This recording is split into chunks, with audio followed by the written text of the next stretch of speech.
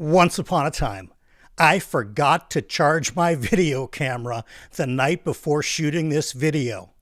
Will the camera's battery last long enough to film it? The question is, do I feel lucky? Well, do I?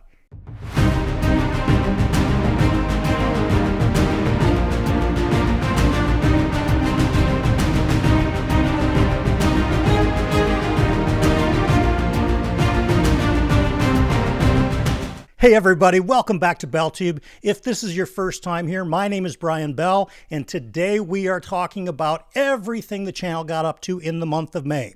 Now, earlier this month, I put out a poll in the community poll, and we do that a lot around here, asking, would you guys prefer a separate book haul video, apart from the regular recap, or would you like it combined all into one? Well, the community overwhelmingly voted for splitting it up into two, so I dropped the book haul video a couple of days ago. I'll put that at the very end of this video. There'll be a link to it in case you missed it. So today what we're really going to do is talk about the books that I read in May, some of the videos that the channel put out, and just some kind of general thoughts that I've had as the month has gone on. Now, if you've been with us for any period of time, you know this channel is really young. We just celebrated about our 6-month anniversary, and I have to say, you guys blow me away. We accomplished over 2,000 subscribers in our first 6 months and 1 week, to be exact, and that's just incredible. I know that subscriber counts aren't really my stated goal of the channel. And again, if you are new here, my stated goal of the channel is very much to provide you value for clicking. It could be entertainment value. It could be getting some good book recommendation value. It could be encountering other booktubers that we have here on the channel all the time. Any number of things can be considered value, but subscriber count isn't really one of them. What it does, though, is it allows YouTube to show us to more people, and that actually spreads the word about this channel quite a bit more than me making a million videos. I try to keep them to about 1 or 2 a week. So let's talk about May a little bit. We went over the 2,000 subscriber count. That's fantastic. I read 5 books in the month of May. We're going to talk about all of them, and then at the end of the video, I'm going to tell you what the book of the month is. It's not going to be a difficult one, you guys. So let's get into it a little bit. So I think for the books themselves recap portion of today's video, I'm going to go in order of genre rather than the chronological order of how I read these books. The first genre we're going to look at is science fiction, and the first book in that is Ashes of Man. This is book 5 in the Sun Eater series by Christopher Rocchio. Now again, if you are new to the channel, I don't do a ton of deep dives into any particular book unless it just completely blows me away and requires its own video. Ashes of Man is kind of a middling book for me, and I know that's not a popular opinion. Sun Eater is a tremendous series. It is probably the best space opera, right up there with Red Rising in terms of what's currently being written, but I really did like books 1, 2, and 3 considerably more than I've liked books 4 and 5. I think that's kind of because of where the story goes. It has nothing to do with the writing. Objectively speaking, Christopher Rocchio is a brilliant writer. The pacing and the plotting and the characters, they all make sense to me. I get what he's doing. My issues really with books 4 and now book 5, Ashes of Man, have more to do with the content themselves. I found them to be kind of a bummer. If that's really a good descriptor, I don't know. There's a lot of kind of lousy things that happen to our protagonist in this book, same as the last book.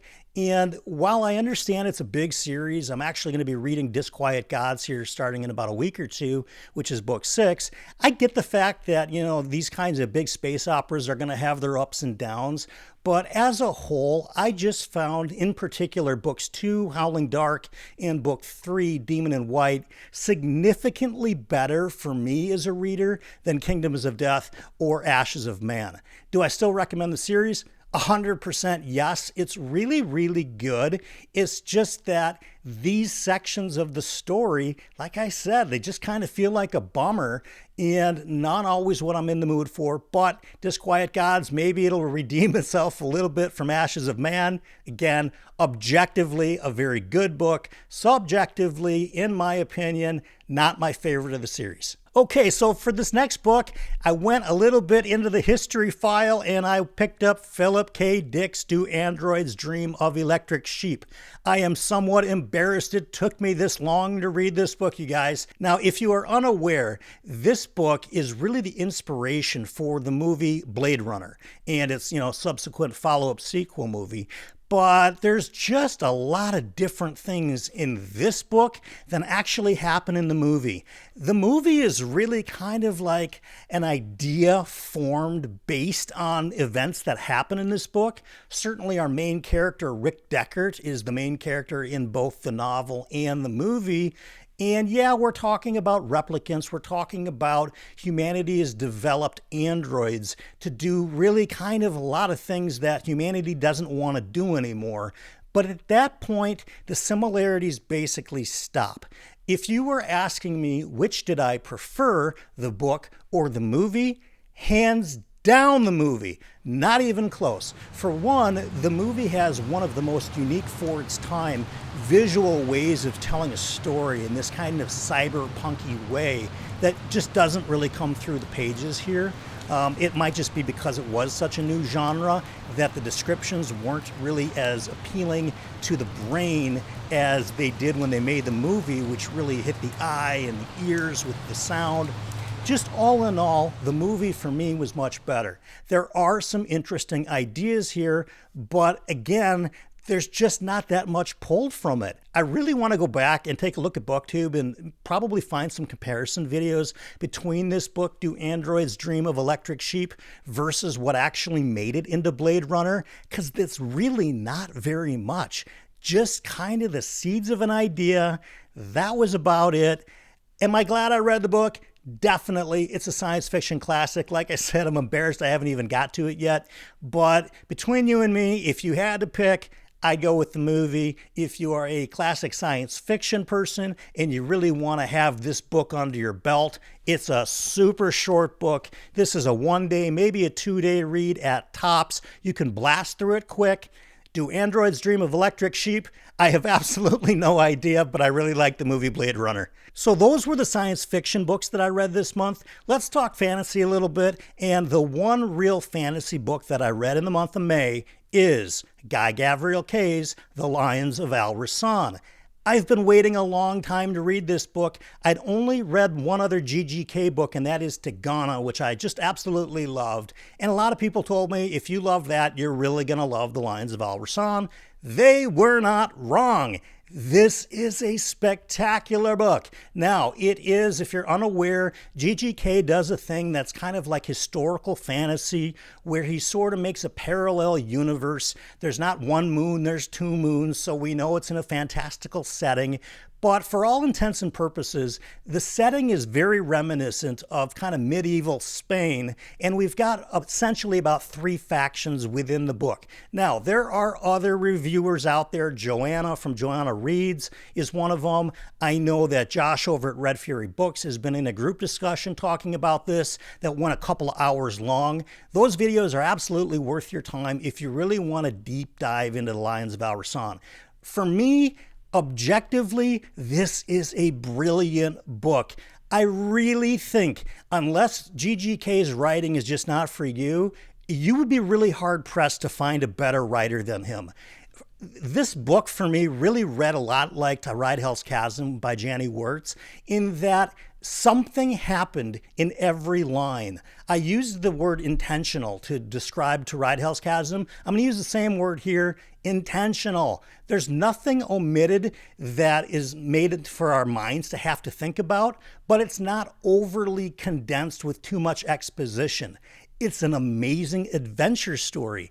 It talks about cultures, it talks about prejudices, but it does it in not a heavy-handed way where we can still enjoy the adventure while our minds are being opened up to some topics that were not only relevant 1,000 years ago, but also resonate with what's going on in the world today.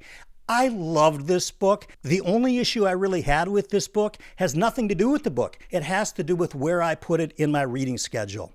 Note to self, never ever put GGK, or for that matter, Jenny Wirtz or Steven Erikson, at the end of the month when you're trying to hustle through a book to do a booktube video.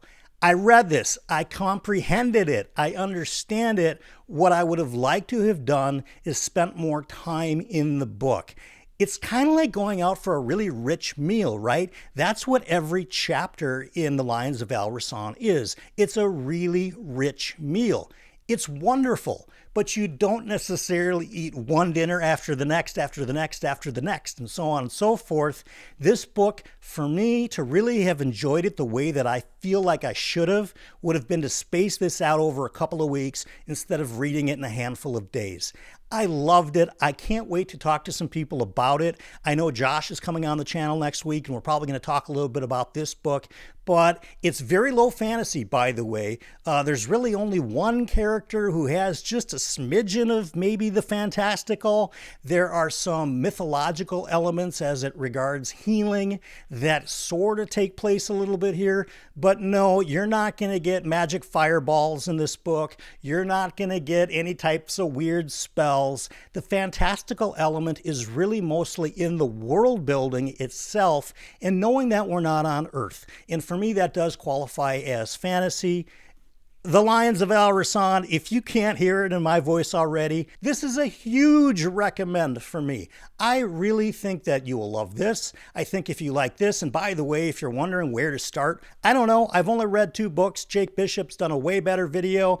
I'm not unhappy with reading Tigana first, but if I was going to suggest to myself, hey, past Brian, I would probably say read this one first, but it doesn't really make a difference either way. Guy Gavriel Kay, The Lions of Al Rassan, one of the best books I've read this year, for sure. Okay, let's get into some LitRPG. I did them both on audio this month. And by the way, everything is time-stamped on this video. I know I'm terrible at reminding you guys about the timestamps. It seems to come up when I talk about LitRPG because I think I have this weird insecurity that people aren't here for LitRPG content. But in fact, my best watched video or the highest viewed video on this channel is actually the LitRPG starter guide. So maybe I'm selling myself short with the LitRPG content. Let's talk about the couple books that I did. They're both on audio. The first one was Dungeon in the Clouds. This is by Dan Weber. This was provided to me by Sound Booth Theater. This is the production company behind Dungeon Crawler Carl. Man, I gotta tell you, this is a really good book. It is a dungeon core building book, though, so it's something you need to be aware of. If you are unfamiliar with what a dungeon core book is, typically LitRPG, progression fantasy, game lit, some cultivation, they really require a main character as kind of like an adventurer who's maybe a stranger in a strange land, something of that nature where they're growing, they're accruing skills, they're getting new powers, they're getting new equipment, so on and so forth. A dungeon core book is a lot different. It really takes the perspective and the point of view away from the adventurers and puts it into the sentient dungeon itself. And that's what we have here with Dungeon in the Clouds. We have a sentient dungeon named Kurz. He used to be a human. He dies. He's reincarnated as a dungeon. And basically what we have here is him realizing what his new existence is and how to grow as a dungeon, what type of monsters to create, what type of loot to drop when adventurers come in. It's a unique perspective, and to be totally honest with you guys, dungeon core books aren't really my flavor when it comes to LitRPG. I really want to thank Sound Booth Theater for sending me this codes. They also sent me BookTube. I may or may not get into it, not because of the quality of the narration. The narrator's fantastic, by the way. Check out a sample if you want, but his name is Justin, and it's really good. The only reason I may not get into book 2 is just because my taste of dungeon cores isn't really there. But hats off to Dan Weber, hats off to Sound Booth Theater. Excellent choice if you like dungeon core books. And one book that I finally got to in the month of May, I've been talking about this book for about 3 months, is He Who Fights with Monsters number 10 by Travis Deverall, aka Shirtaloon. All on audio. Really good, and I'm happy because there have been some clunkers. By the time you get to book 10 of anything, if you don't think there's going to be a couple clunkers, you haven't read very much. So book 10 really redeemed itself from some of the earlier trappings of what I consider to be standard when a book is written in web serial form. If you're unfamiliar with that, it basically means the writer writes about a chapter at a time, uploads them to a website. Could be Royal Road, could be a Patreon, the Wandering Inn, which is really kind of the big, heavy, hitter when it comes to serialized, web books. The trappings of that are sometimes the author will start to repeat themselves and you get way too much repetition as the story unfolds. I found that He Who Fights with Monsters 10 really did not do that very much at all. And I don't know if that's just a learning curve that the author Shirtaloon has figured out. Whatever it is, I liked it. Jason's our main character, by the way. He was far less annoying than he's been in some of the earlier entries, and all the companions are really there, and his familiars show up. They're really good. Again, I know it's book 10. If you go back to the LitRPG Starter Guide, or if you go back to one of the videos that I did earlier this month, which is 10 other places to start LitRPG once you finish Dungeon Crawl Carl, this is in there. He Who Fights with Monsters remains a good series. I think book 11 comes out soon, and I'm not sure if I heard this right or wrong, but it might be the final entry in the series. If it is, it's been a heck of a ride. I can't wait to read it. So in the month of May, we did 6 original videos here on the channel, and we did 3 live streams. We did an April recap where we went over kind of like what we're doing today for May. We did that at the beginning of May for April. All of these are in the BellTube catalog, by the way, so in case you missed any of it, or if you are new to the channel, all of this is available. By the way, if you go back about a month, maybe a little bit longer, you're going to see a totally different camera angle and a totally different setup. This change was made in the month of May. I love it. There's actually more coming. I can't tell you quite what yet, but in June, you're going to see a couple of extra little elements to our video setup that I think you're going to like. So we did the April recap. What else did we do? We did a book. Oh, I love this video. We did the most challenging 10 books that are still on my TBR. That was a lot of fun for me to make. I think we all have those. If you do keep a TBR, we've all got those kind of ones that are locked away, as I spoke about it in the video, locked away in that secret chamber that maybe we feel a little bit intimidated to get to. I made a video talking about what I thought were the 10 most challenging books remaining on my TBR. If you haven't seen it yet, it's in the catalog. And as I mentioned, I did a video called Beyond Dungeon Crawler Carl, 10 other places to start or to go to once you finish Dungeon Crawler Carl. Basically, here's the deal with LitRPG, folks. If you listen to Dungeon Crawler Carl and you don't like it, I'm going to say there's about a 90% chance you're not going to like the genre.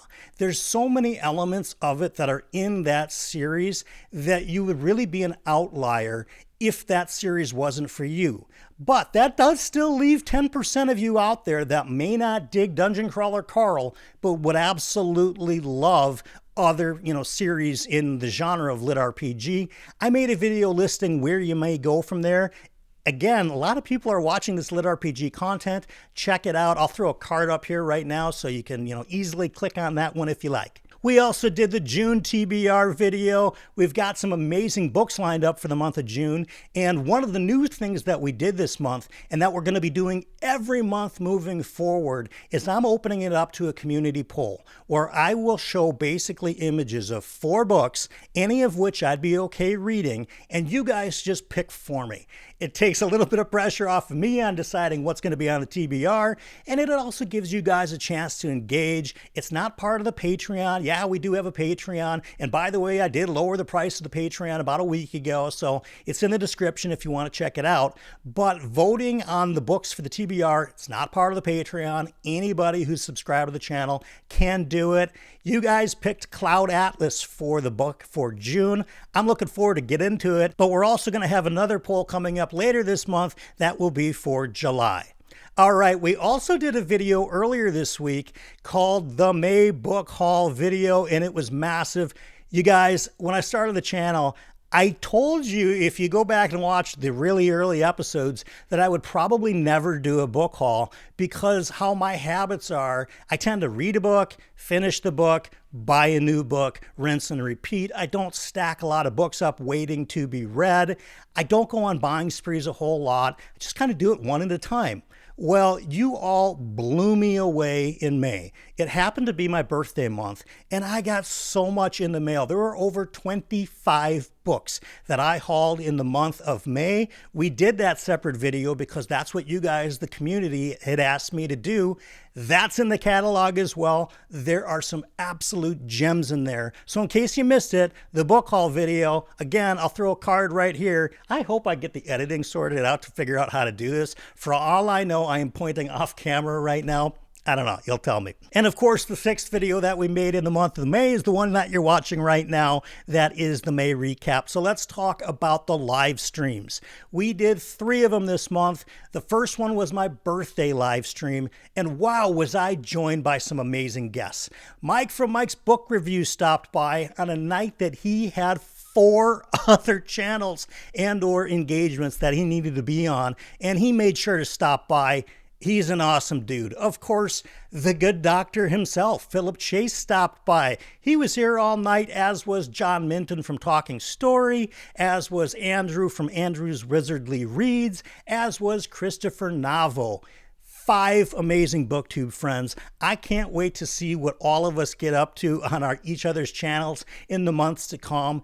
I have really, you talk about found family in these books. I have found family with other booktubers. It's really cool. And for some of you guys that I haven't quite met yet, I'm absolutely looking forward to doing that. It is a goal of mine that before our channel hits the 1-year anniversary, that I talk to as many different booktubers as I can. I want to get to know each and every one of you.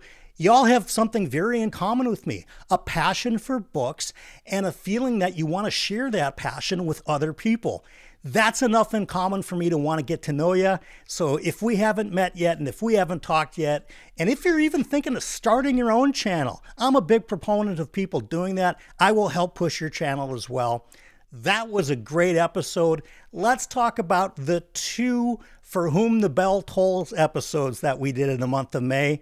They were incredible. They were whoppers. I loved them both. 2 of my most favorite episodes that we've done. The first one was with the Friday Night Delight himself, Jimmy Nuts, host of the Fantasy Network.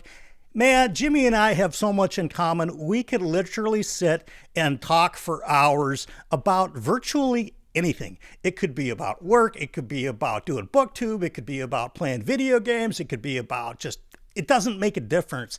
I look at him as somebody that I have just a lot of common interests with. So we have a lot of fun when we get together on camera. We have just as much fun talking backstage. I want to thank Jimmy Nuts for coming on the show. And yeah, you're going to see him again for sure. Of course, the other person that we had on, how do you have Jimmy Nuts one week and not follow it up with Alan from the Library of Alexandria the following week? It's an unwritten BookTube rule. You have to do it. And if it's not, I just made it up. So there, now it is. Wow, did I have fun with Alan. Alan is just a beast of a personality to have on your channel. It's funny because if you guys have watched these episodes from For Who the Bell Tolls, I can't even say the name of the show. If you have watched the episodes of For Whom the Bell Tolls, you know I do a little bit of homework, and I come up with a list of about 20 to 30 questions that I hope haven't been asked a million times by other booktubers, trying to dive a little bit deeper into some of these personalities. Well, you can throw those questions absolutely out the window when you have Alan on the show, because you just don't know where the conversation's going to go in the best possible way. You talk about organic live television, an organic live stream. That's what I got with Alan. I have huge appreciation for what he's done on BookTube. And yeah, if you want to see more Alan videos, I think you ought to pester him. Alan, blame me for this one. But if you get a bunch of comments in your next video saying you should make more videos, it's coming from me and it's coming from the entire BellTube community because you're awesome. And when I went back and did my homework and watched videos that were maybe 3 months old, all the way back to 3 or 4 years old, the man knows how to BookTube. We need you to come back and make more of them. And of course, we talked about Book Jeopardy. The live streams with Jimmy Nuts and with Alan are both in the BellTube catalog. Go take a look. This is like the most giveaway of all time. So I have to put 2 books up for Book of the Month. One of them is going to be Ashes of Man by Christopher Rocchio. This will be the 3rd consecutive month that The Sun Eater made the top 2. And the other book is going to be The Lions of Al-Rassan by Guy Gavriel Kay. Let's try to make this dramatic, right? Will Book 5 of The Sun Eater finally emerge from second place to claim the title of Book of the Month? Or will it remain in second place to another book? Yeah, so if you've watched any of this video so far, you know the Book of the Month is The Lions of Al-Rassan. It has to be. Sun Eater's a classic. I love The Sun Eater, but I don't think you're going to find too many people that say Ashes of Man is the best of the series. Lions of Al-Rassan, by a mile, it's going to be in the top 10 books of the year. If The Lions of Al-Rassan does not make my top 10 books of the year, then I am in for the most incredible next 6 reading months of my life for it to get pushed out. A clear winner, Book of the Month, The Lions of Al-Rassan. And I also want to share with you guys a new feature to the monthly wrap-ups that I want to do. And I apologize if there's a little bit of editing there. It kind of took me a minute to figure out how to say this best.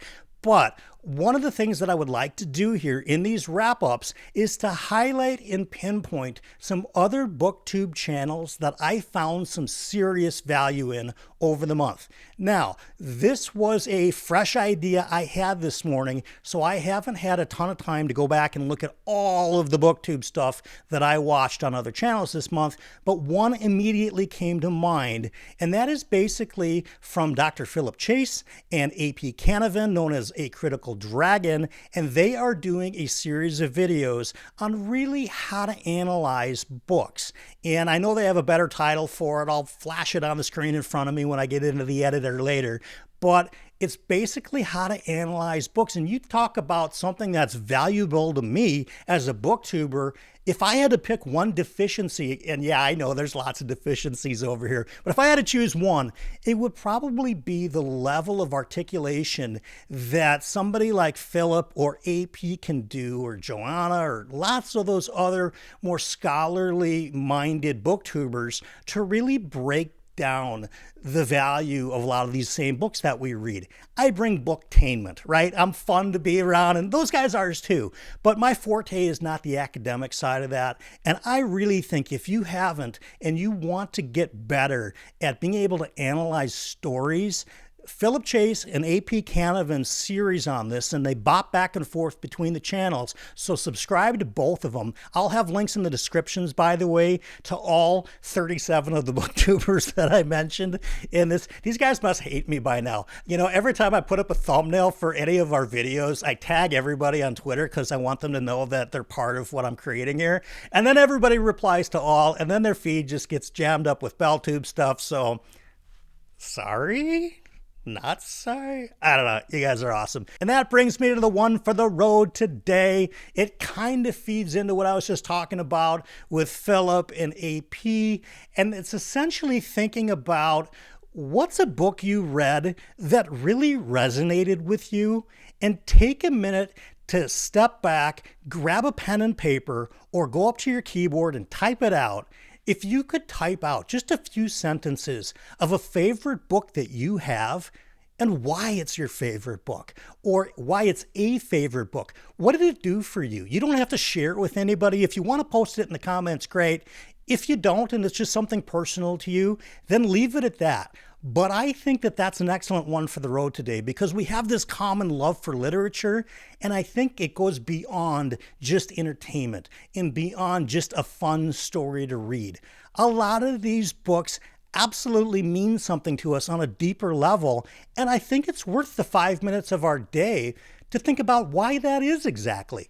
What is it in that particular book that brings out a certain mental state, or an emotional state, or a spiritual state, or really whatever it is unique to you it's worth thinking about from time to time. I want to thank everybody who's been part of this channel so far. Again, we're only 6 months old. If you haven't yet hit that thumbs up, please do it. If you haven't subscribed to the channel, you know what? About 40% of the people who watch all these videos are not subscribed. So let's just say you've been back here, 9, 10, 11, 12 times.